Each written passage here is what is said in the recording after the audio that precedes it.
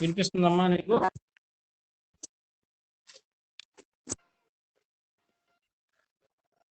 Okay, ఇప్పటి వరకు మనం దాదాపు 20 మినిట్స్ రీచ్ చేశాను. చాలా మందికి హెల్త్ బాగోలేదు, వర్షాలు పడుతున్నాయి, ఇలా రకరకాల ప్రాబ్లమ్స్ చెప్తున్నారు. ఎనీహౌ, ఇప్పుడు మరి క్లాస్ స్టార్ట్ చేయాలి. ఇంకొక 2-3 జాయిన్ అవుతారు 2-3 నిమిషాల్లో. సో నేను నిన్న అయిన క్లాస్ని ఈరోజు మళ్ళీ స్టార్ట్ చేద్దాం.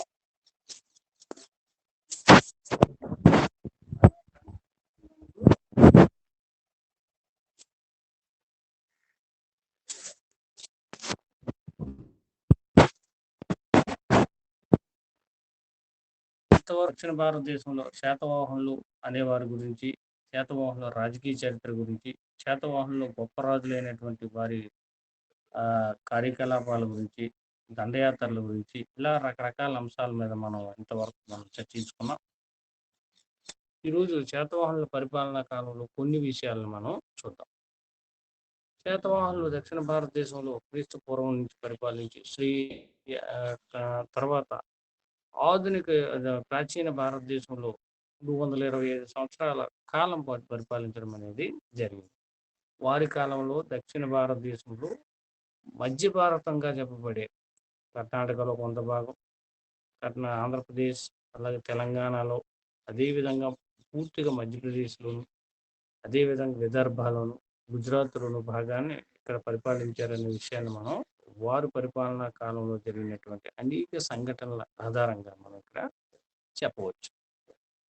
సో ఈ విధంగా వారి పరిపాలనా కాలంలో ఒక్కొక్క రాజు ఒక్కొక్క రకంగా అక్కడ ఉన్నటువంటి ప్రత్యేకమైనటువంటి పరిస్థితులు, లేదా రాజ్యాన్ని ఆక్రమించడం, లేదా మైత్రి, లేదా ఓ విధంగా వైవాహిక సంబంధాల ద్వారా వారు రాజ్యాన్ని విస్తరించడం, శత్రు రాజ్యాల నుంచి కాపాడడం, శత్రువులపై దాడి చేయడం, ఇలా వారి పరిపాలనని పరిపాలించడం జరిగింది.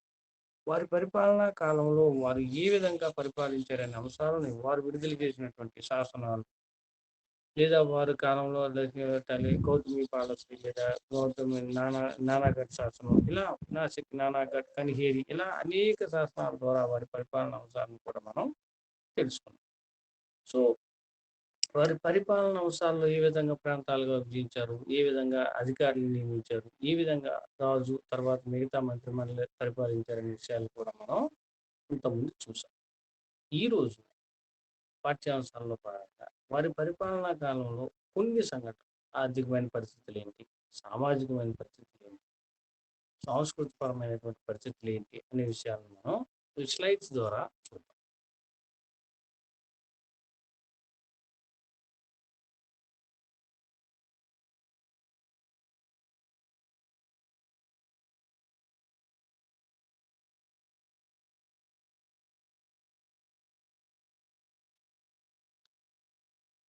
ఓకే, శాతవాహనులు వారి పరిపాలనలో అనేక మార్గదర్శకాలను అనుసరించి ఓ విధంగా మౌర్యుల పరిపాలన కంటే సెంట్రల్ పరిపాలన కానప్పటికీ కూడా అనేక స్థాయిల్లో భూస్వామ్యవాద వంశపారపరమైనటువంటి రాజుల్ని, లేదా కొన్ని రకాలైనటువంటి వంశపారపరికులు ఎక్కువ మంది పరిపాలించడం వల్ల మనం మౌర్యుల పరిపాలనతో పోల్చినట్లయితే విస్తారమైన భూభాగాన్ని కేంద్రీకృతపరమైనటువంటి వ్యవస్థకు సమర్థవంతమైనటువంటి రోజులు పరిపాలించి చివరిలో అసమర్థుల వలన మౌర్య సామ్రాజ్యం పతనమైంది.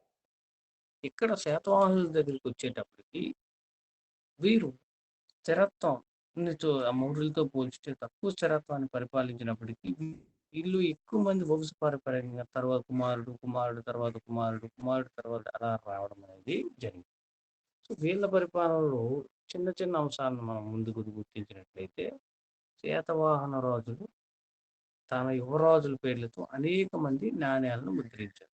గౌతమిపుత్ర శాతకర్ణి గురించి కానీ, యజ్ఞశ్రీ శాతకర్ణి గురించి కానీ, శివ స్కంద శాతకర్ణి గురించి కానీ వారు విడుదల చేసిన నాణ్యాలు ఒకరు పడవ బొమ్మని ఆవేశానికి ఒక మతపరం తెలియజేసే విధంగా ముద్రించడం మనం చూసాం.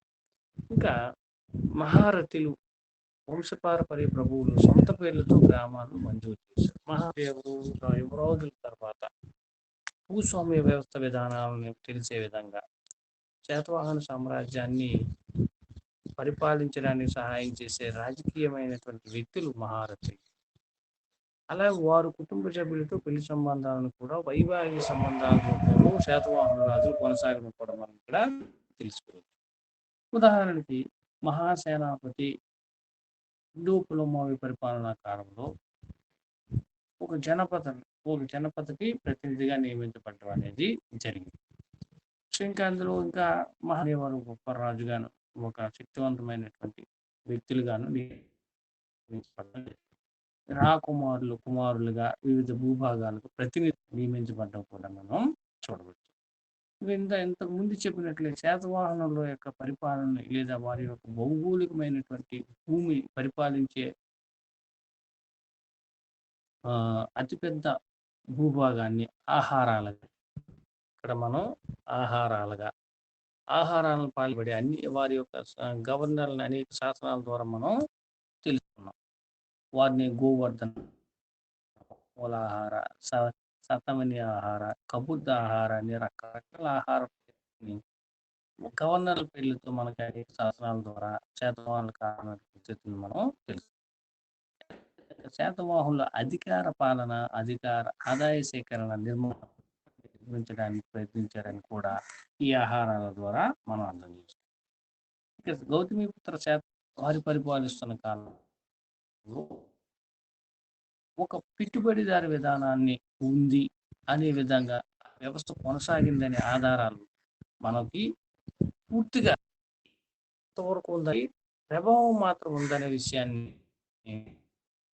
11 శాసనాలకు సంబంధించి 2 శాసనాలు ఆ కాలం నాటి సన్యాసి వర్గాలకు వ్యవసాయ భూములు విరాళంగా ఇచ్చారని సూచిస్తున్నాం.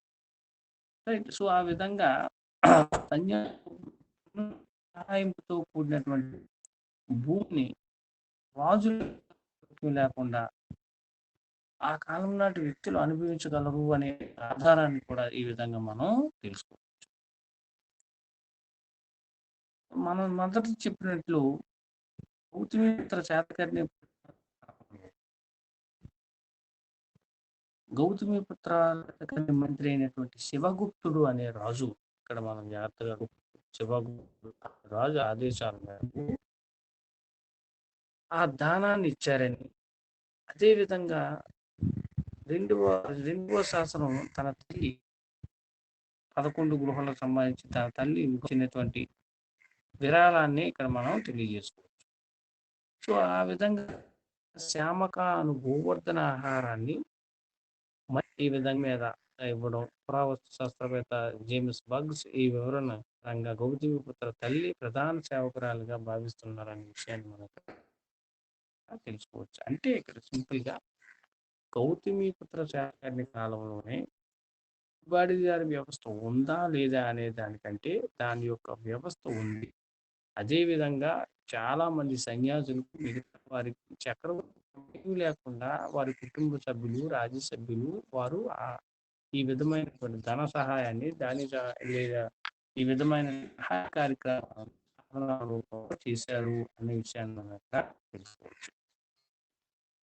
గౌతమ శాతకర్ణి కాలంలోనే అనేక మార్పులు చూసి ఎందుకంటే అత్యంత శక్తివంతమైన రాజు శాతవాహన సామ్రాజ్యాన్ని ఉన్నతమైన స్థానానికి గొప్ప సమకాలీన చక్రవర్తి కాబట్టి శాతవాహన యుగ శాసనాల్లో నగరం నిగమ గ్రామ అనే 3 రకాల స్థావరాలని మనం చెప్పుకోవచ్చు.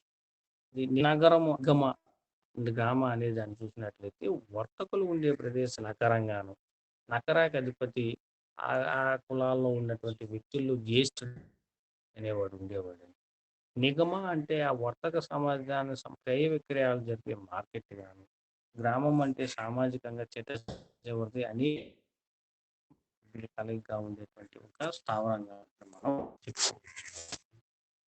సో ఈ విధంగా శాతవాహన పరిపాలనా కాలంలో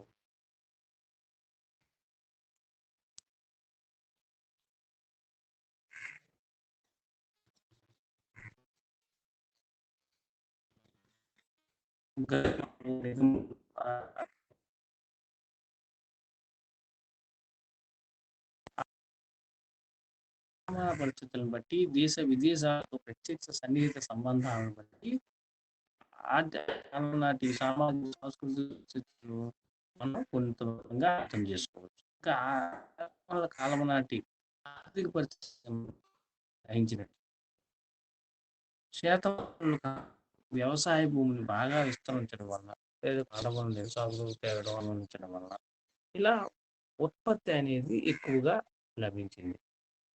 ఈ ఉత్పత్తి లభించినటువంటి మిగులు ఆదాయాన్ని లేదా మిగులు ఉత్పత్తి ద్వారా వచ్చినటువంటి సంపదని భారతదేశ ఉపఖండంలోను లేదా భారతదేశంలో వెలుపల అనేక రైలు పట్టణాల ద్వారా విస్తరించడం.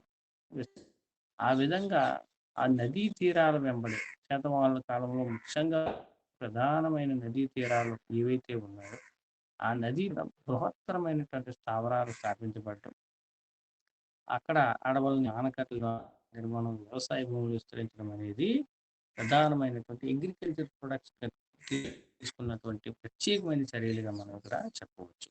ఇంకా శాతవాహనుల కాలంలో మనం అంతకుముందు చెప్పినటువంటి మౌర్యుల కాలంలో ఈ అధ్యక్షుడు అనేవాడు, అలాగే అనేక మంది అధ్యక్షులు ఉండేవారు పరిపాలనా కాలంలో, లేదా ఆ చక్రవర్తి ఆదేశాల మేరకు ఆ అధ్యక్షులు అందరూ కూడా వారికి ఇచ్చినటువంటి నిధుల్ని ఆధునిక భారత ప్రజాస్వామ్యంలో ఏ విధంగా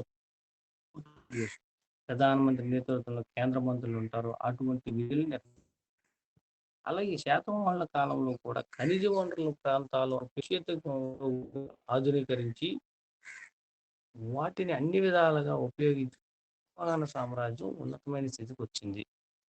సో ఈ విధంగా ఉద్యమం చేతి పనులకు సులభతరం చేయడానికి కావాల్సిన మెటీరియల్ని లేదా ముడి పదార్థాలను అందించారు.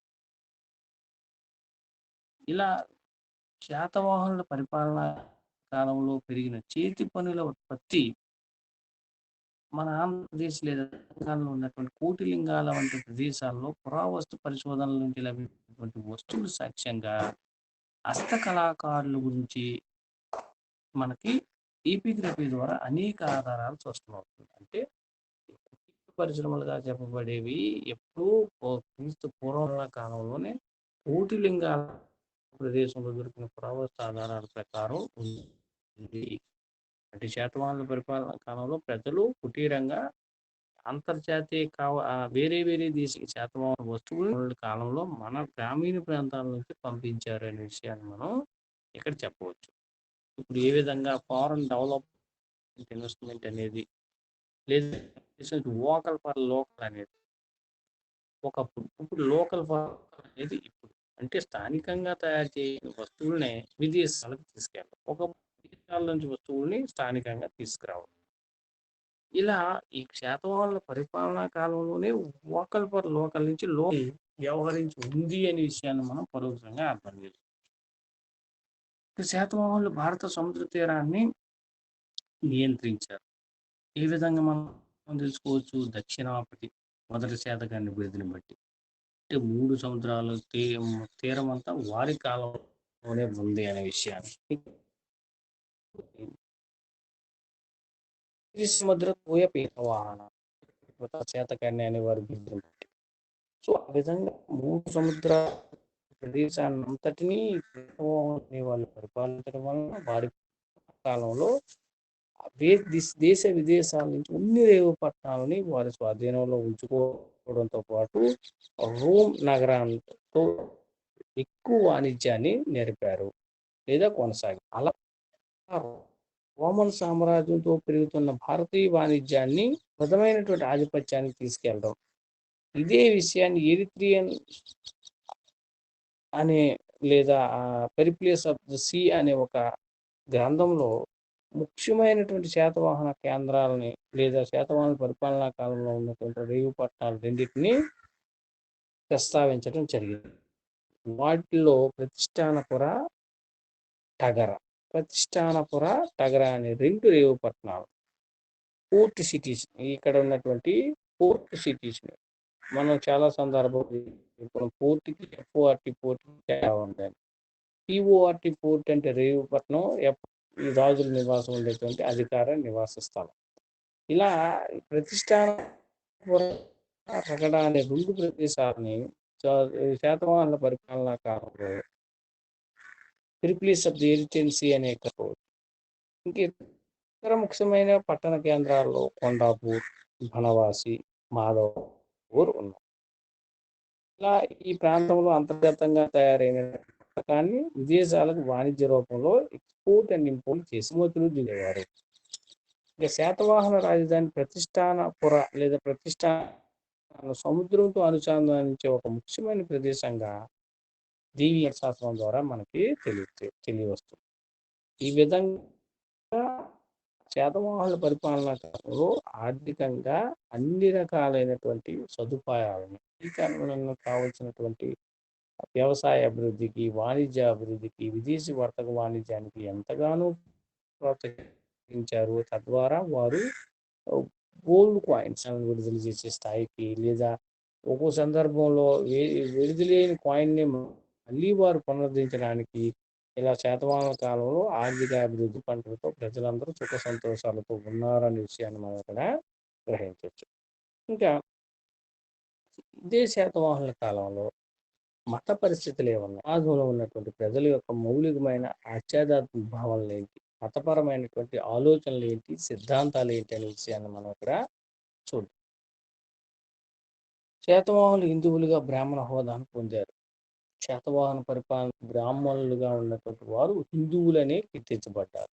ఎందుకంటే బహుశా వారికంటే ముందు పరిపాలించిన వారు బౌద్ధ మతాన్ని, ఆ తర్వాత ఈ ఇక్కడ ఉన్నటువంటి జైన మతాన్ని అవలంబించారు. బౌద్ధ మత నిర్మాణంలో ఉన్నటువంటి వెసులుబాటు మత ప్రచారంలో ఉన్నటువంటి అనేక రకాలైనటువంటి ఆలోచనలు సామాన్య ప్రజానికి చేరడం వల్ల మౌర్యుల కాలంలో చాలా ప్రాచుర్యం చెందింది అన్న విషయాన్ని ఇక్కడ తెలుసుకోవచ్చు. సో అదే విధంగా బౌద్ధ మతం అంటే ఈ హైందవ మతం లేదా బ్రాహ్మణ మతం వధించబడింది, లేదా పూర్తిగా కనుమరుగయ్యే స్థితికి వచ్చింది. కాబట్టి బృహదోద్ధుడు అనే బ్రాహ్మణుడి మతానికి చెందినటువంటి, లేదా జైన మతానికి చెందినటువంటి దశరథుడు అనేవాడిని చంపి మౌర్య సామ్రాజ్యాన్ని పతనం చేశాడు. అదే విధంగా శాతవాహనులు కూడా బౌద్ధ మతాన్ని ఒక పక్క ప్రోత్సహిస్తూ వైదిక మతాన్ని, లేదా హిందూ మతాన్ని, లేదా బ్రాహ్మణులుగా ఒక ఆధిపత్యాన్ని చెలాయించడానికి అనేక రకాలైనటువంటి ఆ బిరుదుల్ని, లేదా యాగాలను చేయడం అనేది చూడవచ్చు. రైట్. సో ఇక్కడ మనం ఇదే విషయాన్ని మనం చూసినట్లయితే శాతవాహనుల కాలంలో ఉరా ఉరారంగా జైన బౌద్ధ మతాలకు ఇచ్చినప్పటికీ ఒక నిర్దిష్ట మత సమూహానికి ప్రత్యేకించి ఏ విధమైనటువంటి మతానికి ప్రాతినిధ్యం వహించలేదు. లైక్ ఇప్పుడు సెక్యులర్ కంట్రీ అంటే ఏ మతానికి రాజ్య మతం ఆమోదం లేదు. అన్ని మతాలకి సమానమైన ప్రాతినిధ్యాన్ని కల్పించడమే భారత రాజ్యాంగం యొక్క లక్ష్యం. సో అదే విధంగా బౌద్ధ సన్యాసి గుహ కూడా నమోదు చేయబడిన నయానిక అనే నానాగఢ్ శాసనం విభక్త మత్స్యతకర్ణి మనం ఇందాక చెప్పుకున్నాం. రామేధ యాగం, ఆదిశేషు యాగం, బుద్ధ యాగం వంటి యాగాలు వేదకాలం నాటి యాగాలను చేశారు అని. ఇవన్నీ వైదిక మతాన్ని గొప్పగా వీరు బ్రాహ్మణులుగా పురాతన ఆరాధించడానికి ఈ యాగాలను మనం ఇక్కడ చెప్పుకోవచ్చు. ఈ యాగాలు బ్రాహ్మణ పూజారులకు గణనీయమైన రుసుమును శాసనం నమోదు చేసింది. ఉదాహరణకు పాగల యాత్ర కొరకు సుమారు 10,000 ఆవులను మంజూరు చేశారు. ఆరోగ్య యాగం కోసం 24,400 నాణేలను మంజూరు చేశారు. వీటి ఏమర్థమవుతుంది? యజ్ఞ యాగాలకు, వైదిక మతానికి, క్రతువులకి, ఈ ఈ యాగ సాంప్రదాయాలకి ఎక్కువ ప్రాధాన్యత ఇవ్వడం జరిగింది నాగఢ్ శాసనం ప్రకారం. ఇక గౌతమి పాలశ్రీ నాసిక్ శాసనంలో ఆ కుమారుడు యాక బ్రాహ్మణ గౌతమిపుత్ర శాతకర్ణి అనేవాడు కొందరు అసమాన బ్రాహ్మణ అని వ్యాఖ్యానించారు. ఆ తర్వాత ఇది బ్రాహ్మణులకు చేస్తుందని ఆర్జీ భండార్కర్ ఈ పదాన్ని బ్రాహ్మణులకు ఏకైక రక్షకుడు అని వ్యాఖ్యానించారు. ఏమైనా శాతవాహనులు బ్రాహ్మణులు లేదా బలుగా కీర్తించబడడానికి వారు చేసినటువంటి అనేక కార్యకలాపాలు అనే విషయాన్ని మనం అక్కడ ఇక శాతవాహనుల కాలంలో దక్కన్ ప్రాంతంలో అనేక బౌద్ధ సన్యాసులు ప్రదేశపడ్డారు. బ్రాహ్మణులు అయినప్పటికీ పరమత సహనాన్ని పాటించారనడానికి ఒక చిన్న ఉదాహరణ. ఇలా శాతవాహనుల ప్రభుత్వం మధ్య ఉన్నటువంటి సంబంధాలు స్పష్టంగా అయినప్పటికీ పాండ్లవేణి గుహశాసనం ప్రకారం ఈ గుహ అదేతర సన్యాసులకు ఇక్కడ మనం బౌద్ధ మతానికి సంబంధించిన బౌద్ధ మత ధర్మాన్ని చూసేటప్పుడు బ్రాహ్మణులు కాకుండా బ్రాహ్మణులు వారు శ్రవణులు అనేవారు, వారిని గౌరవించాలని చెప్పారు.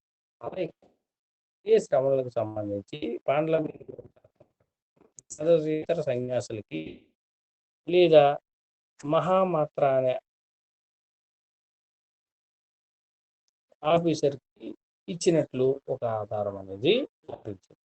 సో ఈ విధంగా కన్హ బౌద్ధ మత సన్యాసుల సంక్షేమానికి అంకితమైనటువంటి పరిపాలనా విభాగాన్ని కలిగి ఉన్నారు.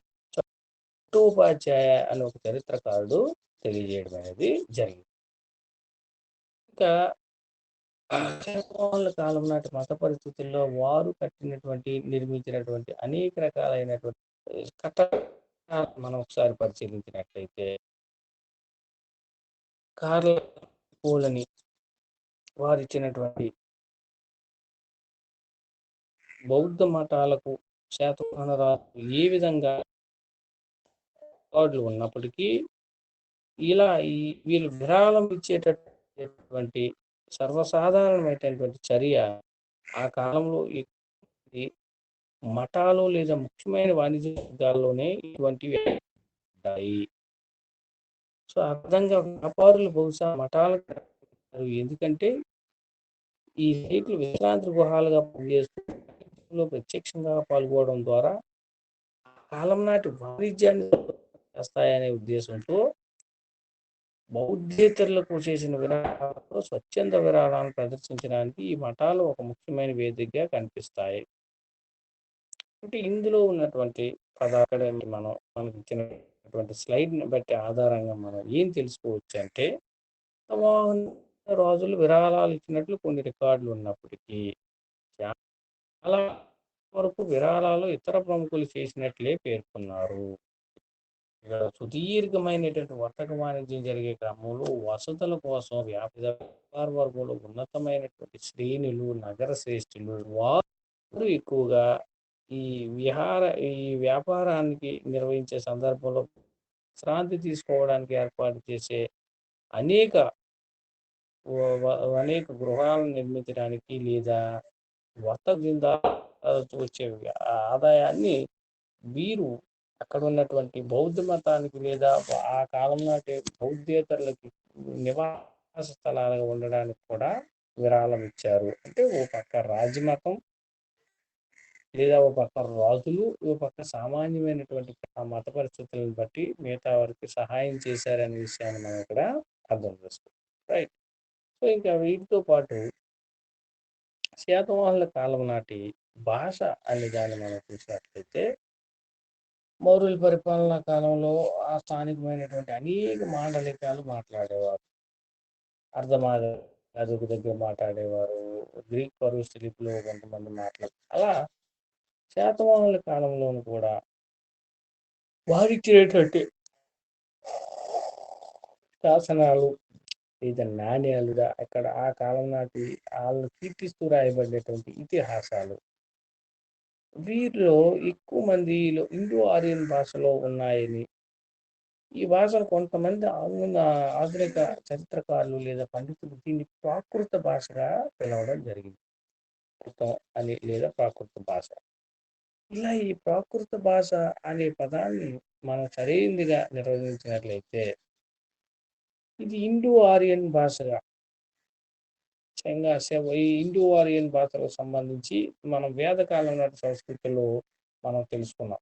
ఇవి 2 రకాల భాషలన్నీ ఆస్ట్రియా హంగేరీ ప్రాంతంలోనే పుట్టాయని, సెవాయ్ తువాయ్గా 2 వర్గాలుగా కూడా తెలుసుకున్నాం. ఒకసారి దాన్ని మనం గుర్తు చేసుకున్నట్లయితే ఈ ప్రాకృతం అనే భాష యొక్క మూలాలు ఇండో ఆరియన్ భాష పూర్తిగా సంస్కృతం కాని భాషగా ఉన్నాయనే విషయాల్ని అనేక ప్రాకృత భాషల్లో మనకి అర్థమవుతుంది. సో అదే కాకుండా శాతవాహనులు చాలా అరుదుగా రాజకీయ శాసనాల్లో సంస్కృతాన్ని ఉపయోగించారు.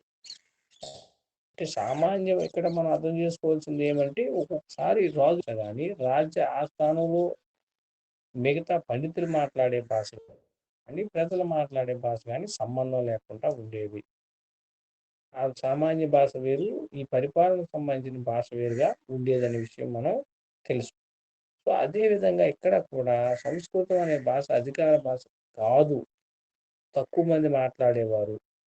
లేదా ప్రాకృత భాష అధికార భాష. ఎక్కువ మంది మాట్లాడారనే యథార్థం కూడా మనకి కరెక్ట్‌గా మనం నిర్ధారించలేని పరిస్థితిలో మనం చెప్తాం. సో, ఈ విధంగా నా గౌతమిపుత్ర శాతకర్ణి కాలానికి సంబంధించి 'వసంత తిలకమిత్ర'లోని ఒక సంస్కృత శ్లోకాన్ని మనకు తెలియజేస్తుంది. ఈ సంస్కృతంలో ఉన్నటువంటి అర్థాన్ని మనం గ్రహించినట్లయితే, వారు మాట్లాడే భాష సంస్కృత భాష అనే విషయాన్ని కూడా మనం ఇక్కడ ఆ భాష ఇండో ఓరియన్ భాష నుంచి వైపు లేదా మరో తమిళ భాష నుంచి కూడా 2 భాషలను తెలియజేసే విధంగా ఇంకొక విడుదల చేయడం కూడా శాతవాహనుల కాలం నాటి ఈ విషయాన్ని మనం ఇక్కడ గ్రహించవచ్చు. ఇంకా పై విధంగా శాతవాహనుల కాలం నుండి అనేక బ్రాహ్మీ లిపి శాసనాలు అందుబాటులో లభించాయి.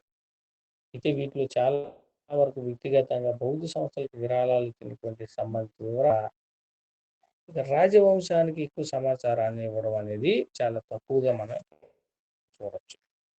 ఈ విధంగా శాతవాహన రాజులు జారీ చేసిన ప్రధానంగా మతపరమైన విరాళాలకు సంబంధించినటువంటి శాసనాల్లో కొన్నింటిలో సామ్రాజ్య నిర్మాణం గురించి కొంత సమాచారం ఉంటుందనే విషయాన్ని వారు విడుదల చేసిన శాసనాల ద్వారా అర్థమవుతుంది. ఇందులో ఇక నాసికు 9వ గుహలో ఉన్నటువంటి లభించిన శిలాశాసనాల్లో మహామాత్ర సమను నాసికకు నివారణని సూచిస్తుంది అనే విషయాన్ని మనం ఇక్కడ దీని ద్వారా అర్థం చేసుకోవచ్చు. 9 శిలాశాసనం.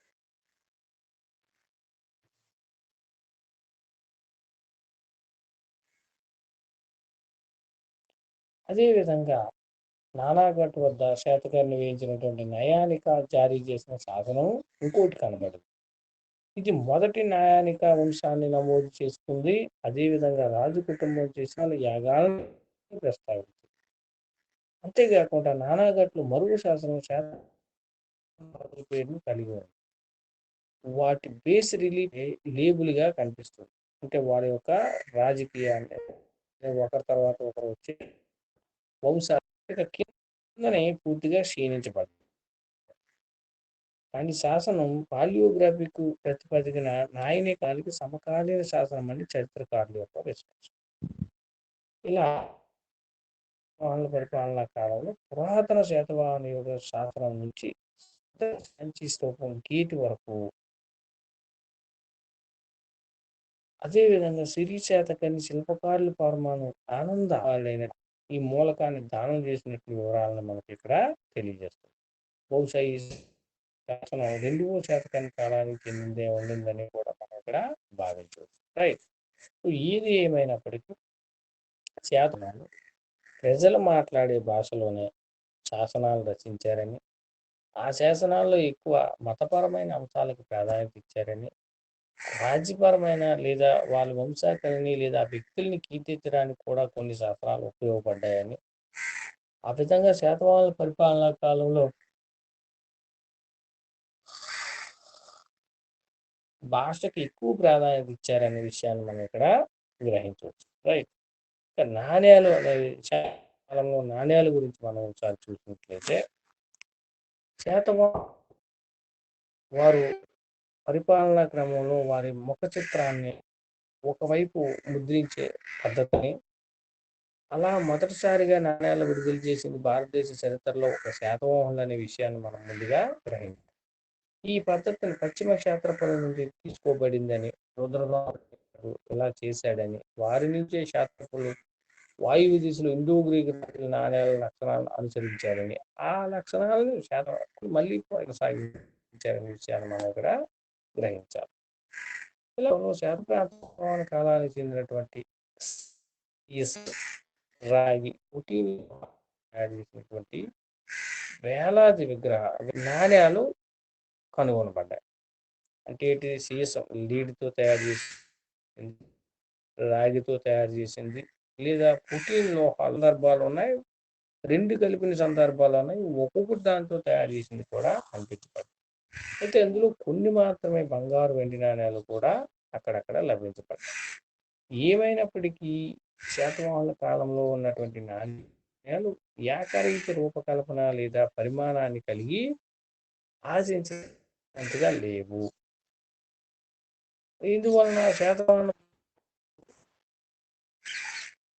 శాతవాహన భూభాగంలో ఉన్నటువంటి బహుళ సభా స్థానాలు ఉన్నాయని సూచించడమే కాకుండా ఏదైతే నాణేలు లేదా విడుదల చేశారో ఈ నాణేల్లో ప్రాంతీయ వ్యత్యాసాలు కూడా మనకి అనేక సందర్భాల్లో కనపడ్డాయి. ఇలా శాతవాహనుల కాలంలో ఉన్నటువంటి నాణేల్లో ప్రాకృత మాండలికాన్ని ఉపయోగిస్తూ ఒకవైపు ద్రవిడ భాషని మరొక వైపు ప్రాకృత భాషలో నాణేలు కూడా ఉన్నాయని, అవి బహుశా ద్రవిడ లిపిలో ఉండి ఒక వైవిధ్యాన్ని బ్రహ్మి లేదా ఇంకొక లిపిలో ఉన్నాయని ఈ శాసన మార్కెట్ శాసనాలు అంటే ఒక రకమైనటువంటి విద్దంక నాణ్యాలుగా కూడా వచ్చినట్టుగా చెప్పుకోవచ్చు. ఉదాహరణకి ఇప్పుడు శాతవాహనుల కాలంలో ఉన్నటువంటి పాలకుల్లో గౌతమి మొదటి శాతకర్ణి, పులుమాయి మూడు ఇలా వీరు సాధారణమైన శీర్షికలు లేదా మ్యాట్రిమోనీని కలిగి ఉంటాయి. అంటే వారి ముఖాన్ని, వారి యొక్క భాషని లేదా వారి యొక్క పేరుని అలాగే వారి ద్వారా నాణ్యాలను స్వీకరించబడినటువంటి పాలకుల సంఖ్యని ఇప్పటికీ కూడా మనం పూర్తిగా నిర్ణయించలేము. ఇలా దాదాపు శాతవాహనులు నాణ్యాల ద్వారా మనం 16-20 మంది పాలకుల పేర్లు వివిధ నాణ్యాల మీద కనిపిస్తే వాటి ద్వారా కొంతమంది శాతవాహన చక్రవర్తులు కనిపిస్తారు. ఉన్నతాధికారులు కూడా విషయాన్ని మనం చెప్పుకోవచ్చు. అంటే నాణ్యాలను విడుదల చేసే అధికారం లేదా ఇంకొకరికి భూస్వామ్య విధానాలు కలిగిన వారికి ఇంత ముందే మనం చెప్పుకున్నాం అవకాశం ఇచ్చారు కాబట్టి వారికి అధికారాన్ని శాతవాహనులు కల్పించి వారు కూడా నాణ్యాలను ముద్రించారు. ఆ విధంగా ఎవరు రాజు ఎవరు విషయాన్ని మనం ఖచ్చితంగా నిర్ధారించలేనటువంటి పరిస్థితి తెలుస్తుంది. ఇక శాతవాహన కాలం నాటి నాణ్యాలు వాటి కాలక్రమం, వాటి భాష, వాటి ముఖ లక్షణాలు ప్రత్యేకమైనటువంటి ఈ రకరకాలైనటువంటి సూచనల ద్వారా ముందుగా చెప్పుకునేటట్టు సీసాన్ని ప్రధానంగా ఉపయోగించి రాగి చేశారని వారి ముఖ చిత్రాలని వెండి నాణ్యాల ద్వారా పశ్చిమ శతపురాదులు ఏ విధంగా ముద్రించబడ్డారో అలాగే ముద్రించుకున్నారని ఇదే శాతవాహనమైనటువంటి విడుదల చేసిన నాణ్యాలలో రాజులు ఏనుగుల్ని, కొంతమంది రాజులు సింహాలని, కొంతమంది రాజులు గుర్రాలు వివిధ సాంప్రదాయమైనటువంటి చిహ్నాలను ఉపయోగించారని లేదా ఆ నాణ్యాల్లో ప్రదర్శించారని అలాగే ఉజ్జయిని సింహం చివరికి 4 వృత్తాలు కలిగినటువంటి శిలువ కూడా ఉందనే విషయాన్ని మనం ఇక్కడ అర్థం చేసుకోవాలి.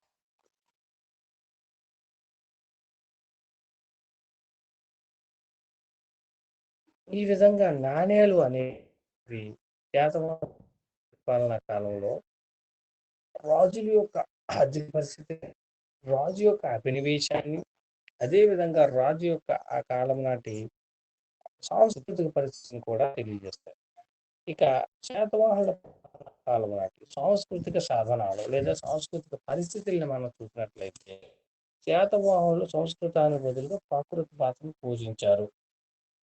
శాతవాహన రాజులు సప్తశతి అనే గ్రంథాన్ని హాలుడు అనేవాడు ప్రాకృత భాషలోనే రచించాడు. 17వ రాజు అయినటువంటి హాలుడు శాతవాహన రాజ్యంలోనే ఒక కవిచరుడు కూడా పొందడం అనేది జరిగింది. సో ఈ విధంగా శాతవాహనుల పరిపాలనా కాలంలో ప్రజలు ప్రధానమైనటువంటి వృత్తి వ్యవసాయమే జీవనోపాధికి అత్యంతమైనటువంటి మార్గం అనే ఆ గాథా సప్తశతి ద్వారా మనం ఇక్కడ తెలుసుకోవచ్చు. అదే గ్రంథంలో అతీంద్రియ విశ్వాసాలు కూడా ఉన్నాయని ప్రజలకి ఆ విధంగా హాలుడి యొక్క మంత్రి గుణాచుడు రచించిన బృహత్కథా మంజిరి అనే గ్రంథం ద్వారా కూడా మనం ఇక్కడ విషయాలను తెలుసుకోవచ్చు. రైట్. సో ఇందులో కాలంలో ఆ కాటి చిత్ర కళలను మనం చూసినట్లయితే మీకు ఫోటోస్ కూడా చూపెడతాను అండి.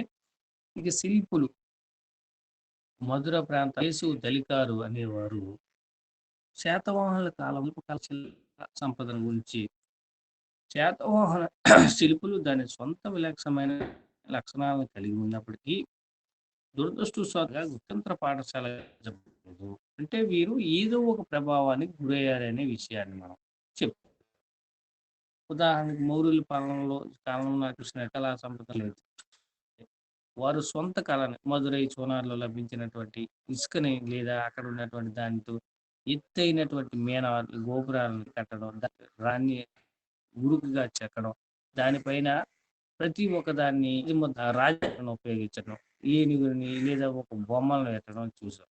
అదే విధంగా శకుల కాలం నాటి కనిష్కుడి పరిపాలనా కాలంలో మదురై ప్రాంతంలో శాసనాలను మదురై శిల్పకళగా లేదా గ్రీకు ప్రభావంతో స్థానికమైనటువంటి భారతీయ శిల్పుల చేత చెక్కించడం వలన ఒక ప్రభావంగా చూసాం. సో ఈ విధంగా శాతవాహన రాజ్యంలో కూడా ఇలా వారు చిత్రకళను చేసినప్పటికీ వారికంటూ స్వతంత్రమైన పాఠశాలగా గుర్తించబడలేదనే విషయాన్ని మనం ఇక్కడ చెప్పుకోవచ్చు. ఇలా శాతవాహన రాజ్యంలో కళలకి ఒక గుర్తింపు ఉన్నప్పటికీ అది అందమైన శిల్పకళను తో రకరకాలుగా శిల్పాలతో అలంకరించబడినప్పటికీ శాతవాహనుల పరిపాలనా కాలంలో ఒక అద్భుతమైన కళని ప్రతిబింబించారు. ఎక్కువగా ఈ కళలో సింహక లాంటి పౌరాణిక జంతువులతో మకుటాలతో నిర్మించబడి ఉంటాయి. అందులో ఆ ఉత్తర పశ్చిమ స్తంభం మీద సంభవించే ప్యానెల్ ద్వారా బుద్ధుడి జీవితంలో చాలా ముఖ్యమైన ఘటనని చిత్రీకరించింది. బుద్ధుడి జీవితంలో పంచ కళ్యాణాలు అంటాం. బుద్ధుడు జన్మించడం, బుద్ధుడు ఇంటి దగ్గర నుంచి పారిపోవడం, బుద్ధుడు తపస్సు ద్వారా జ్ఞానోదయాన్ని పొందడం, బుద్ధుడు ఐదుగురికి తెలిసినటువంటి వారికి మొదలుగా ధర్మ ప్రచారాన్ని ఇవ్వడం, బుద్ధుడు చనిపోవడం. ఆ పంచ కళ్యాణాలకు సంబంధించి బుద్ధుడు సంబంధించినటువంటి అనేక సంఘటనల్ని ఒక స్తూపంలో చిత్రించడం అనేది జరిగింది. సో ఇక ఈ శిల్పకళలో శాతవాహనుల కాలం నాటి శిల్పకళలో ద్వారపాల, గజలక్ష్మి, సాలభంజిక, రాజుల ఊరేగింపు, అలంకార స్తంభాల లాంటివి ఎక్కువగా నిర్మించబడ్డాయి. ద్వారపాలకుడు అంటే దేవుడు ముందు ఉండేవారు. గజలక్ష్మి అంటే దేవత రూపంలో, సాలభంజికలు అంటే వారు ఒక రకమైనటువంటి దేవతల శాఖకు చెందినవారు. అలాగే రాజుల ఊరేగింపు, అలంకారమైనటువంటి స్తంభం. ఇలా చిత్రకళలో శాతవాహనుల పరిపాలనా కాలంలో అనేక ప్రాంతాల్లో కన్హేరీలో కానీ లేదంటే ఈ నాసిక్‌లో గానీ, అనేక రకాల గుహల్లో గానీ ఇటువంటి చిత్రకళ మనకి కనిపిస్తుంది. రైట్. సో, ఆ విధంగా శిల్పాల కళ అనేది కాలంలో నిర్మించబడింది. ఇక శాతవాహనుల పరిపాలనా కాలంలో అనేక బొమ్మలు కనుగొనబడ్డాయి. బ్రహ్మంపూర్‌లో ప్రత్యేకమైన కంచు వస్తువుల నిల్వలు కూడా కనిపించింది. ఇచ్చినటువంటి వస్తువులు అక్కడ దొరికినటువంటి అనేక వ్యాసాల్లో శాతవాహనుల పరిపాలనా కాలంలోనే భారత రోమన్ దేశానికి, ఇటాలియన్ దేశానికి చెందినటువంటి ఆ కళాకారుల యొక్క ప్రతిబింబాలు లేదా వారి యొక్క కళ ప్రతిబింబించే విధంగా కొన్ని బొమ్మలు అందులో వస్తువులు దొరికిన దాంట్లో మనం చూసినట్లయితే చిన్న విగ్రహం. ఇక్కడ మనం ఒక చిన్న విగ్రహం, ద్రాక్ష సారాయి పాత్రలో కొన్ని చిత్రపటాలు, ఆండ్రోమెడా ఫలకం ఇవన్నీ లభించాయి. అంటే ఇక్కడ ఏంటి కేవలం వీళ్ళు శాతవాహనులు అనేవారు స్థానిక కాలంలో ఉన్నటువంటి ఆర్టిస్ట్ ఆ కాలం నాటి రోమన్ లేదా ఇటాలియన్ దేశాలకు చెందినటువంటి వర్తకుల ప్రభావాన్ని గురైన ఆధారాలు విగ్రహం, సారాయి, ఆండ్రోమెడా పలకం ద్వారా మనం అర్థం చేసుకోవాలి. ఆస్మోలియన్ మ్యూజియంలోని శాతవాహన కాలం నాటి చక్కటి ఏనుగుని, మ్యూజియంలోని యక్షి చిత్రంలో చోపేరిలో శివరాజు మహారాజు వాస్తు సంగ్రహాలయంలో సంప్రదించబడినటువంటి కోఫీ అలంకరించినటువంటి కొమ్ముబోరుతో కలిగినటువంటి బొమ్మని శాతవాహనుల కాలానికి చెందిందిగాను మనం చెప్పవచ్చు. ఈ యొక్క ఫొటోస్ మీకు చూపిస్తాను. ఈ విధంగా కంచుతో తయారు చేసినటువంటి అందమైన నగశీలుగా చెక్కినటువంటి బొమ్మలు శాతవాహనుల కాలం నాటి ఆర్ట్ అండ్ ఆర్కిటెక్చర్ విధానాన్ని మనకు తెలియపరుస్తాయి. ఏ విధమైనటువంటి నిర్మాణాన్ని కలిగి ఉన్నారు? అమరావతి శాతవాహనుల కాల నిర్మాణ అభివృద్ధిని సూచించాయి. వారు అమరావతిలో 95 అడుగులు ఎత్తైన బౌద్ధ స్తూపాలను నిర్మించారు. వారు అదేగా ఆంధ్రదేశంలో గోలి, జగ్గయ్యపేట, ఘంటసాల, అమరావతి, బయలు అనే ప్రాంతాల్లో బౌద్ధ మతానికి సంబంధించినటువంటి స్తూపాలను నిర్మించడం. సో ఈ శ్రీపర్వతం వద్ద పెద్ద సంఖ్యలో స్తూపాలను నిర్మించారు శాతవాహనుల పరిపాలనా కాలంలో. అదేవిధంగా శాతవాహనులతో పోషించబడిన 9వ లేదా 10వ గుహలు అజంతా గుహలు అనేవి ఉన్నాయి. కూడా అనేక రకాలైనటువంటి చిత్ర నిర్మాణాన్ని చేపట్టడం జరిగింది.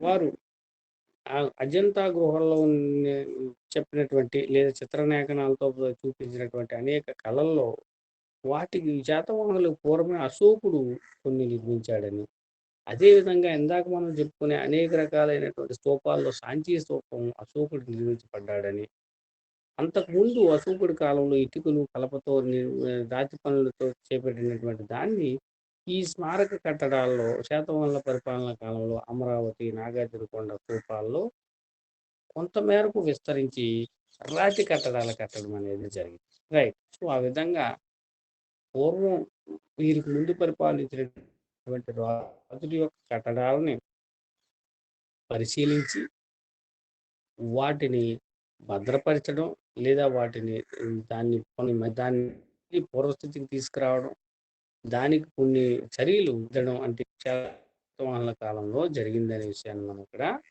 తెలుసుకోవాలి. సో ఈ విధంగా ఇక్కడ శాతవాహనుల పరిపాలనా కాలంలో సాంస్కృతిక అభివృద్ధి అంటే ప్రజలు మాట్లాడే భాష, వారు కొనసాగించే పద్ధతులు, వారు అవలంబించే విధానాలు, వాళ్ళ పరిపాలనా కాలంలో తీసుకున్నటువంటి వినోద కార్యక్రమాలు అన్నీ కూడా సాంస్కృతిక కార్యక్రమాల్లో భాగంగా మనం చెప్పుకోవచ్చు. ఇందులో భాష గురించి లేదా వారి యొక్క జ్ఞానం, లిటరేచర్ గురించి మనం చూసినట్లయితే శాతవాహన చక్రవర్తులు ఇందాక మనం చెప్పినట్లు హాలుడు అనేవాడు పరిపాలించాడు. ఆడు ప్రాకృత భాషలో ఒక కావ్యాన్ని గాథా సప్తసతి అనే గ్రంథాన్ని రచించాడనే విషయాన్ని మనం చెప్పుకున్నాం. సో అయితే భాష పరిశీలన వలన ఇప్పుడు లభ్యమవుతున్న ప్రతి ఇక్కడ దొరికినటువంటి దాన్ని బట్టి ఇది 1-2 సార్లు లేదా 1-2 శతాబ్దాల్లో మళ్ళీ రాయబడిందని రుజువైందనే విషయాన్ని మనం చెప్పుకోవచ్చు. ఏదేమైనప్పటికీ శాతవాహనుల పరిపాలనా కాలంలో ప్రాకృత భాషలో రచించినటువంటి గ్రంథం గాథా సప్తశతి. శాతవాహన సామ్రాజ్యం మరాఠీ భాషకు మూల భాష అయిన మహారాష్ట్ర ప్రాకృత భాష యొక్క అభివృద్ధికి దోహదం చేసిందని, శాతవాహన చక్రవర్తుల్లో కల్లా గొప్పవాడైన శాలివాహనుడు గౌతమిపుత్ర శాతకర్ణి ప్రతిష్టానపురం పెటాన్ ఇప్పుడు యొక్క ప్రజెంట్ భౌతికమైన ప్రదేశం యొక్క సాంస్కృతిక అభివృద్ధి కృషి చేశాడని, ప్రపంచ ప్రసిద్ధ పైఠాన్ చెర శాతవాహన కాలంలోనే అభివృద్ధి చెందిందని ఇక్కడ మనం తెలుసుకోవాలి. ఇక్కడ శాతవాహనులు పరిపాలించే ప్రదేశం అంతా మహారాష్ట్ర ప్రాంతం ఉండడం వలన మహారాష్ట్ర తర్వాత ఉద్భవించడానికి శాతవాహనుల సంస్కృతికి ఒక కారణమని ఇక్కడ ఆధారాల ద్వారా మనం తెలుసుకోవచ్చు. శాతవాహనులు ఆనాటి కళలు, కట్టడాలను ప్రోత్సహించారు. వారి కట్టడాల్లో స్తూపాలు నేటి కృష్ణానది పరివాహ ప్రాంతంలో ఇప్పుడు ఉన్నటువంటి ఆంధ్రప్రదేశ్ రాజధాని అమరావతి దగ్గరలో ఉన్నటువంటి ఇందాక చెప్పుకునే బట్టిప్రోలు, అమరావతి, ఆ తర్వాత ఘంటసాల ఈ వంటి ప్రాంతాల్లో, శ్రీపర్వతం వంటి ప్రాంతాల్లో నిర్మించి స్తూపాలు, వాటిలో ఉపయోగించినటువంటి చలువురాతి కట్టడాలు, గౌతమ బుద్ధుని శిల్పాలు ఆంధ్రదేశంలో శాతవాహనుల కాలంలో కళాతుష్టకు ఒక ప్రతిష్ఠిత. సో ఆ విధంగా శాతవాహనులు ఆగ్నేయ ఆసియా అంతటి ప్రాంతాన్ని ఒకే తాటిపైకి తీసుకురావడం అనేది ఆ కాలంలో వారు నిర్మించినటువంటి అనేక రకాల కట్టడాల ద్వారా మనం వారి యొక్క గొప్పతనాన్ని అర్థం చేస్తాం. రైట్. సో ఈ విధంగా శాతవాహనుల పరిపాలనా కాలంలో సాంస్కృతికపరమైనటువంటి అభివృద్ధి జరిగిందనే విషయాన్ని మనం తెలుసుకోవచ్చు.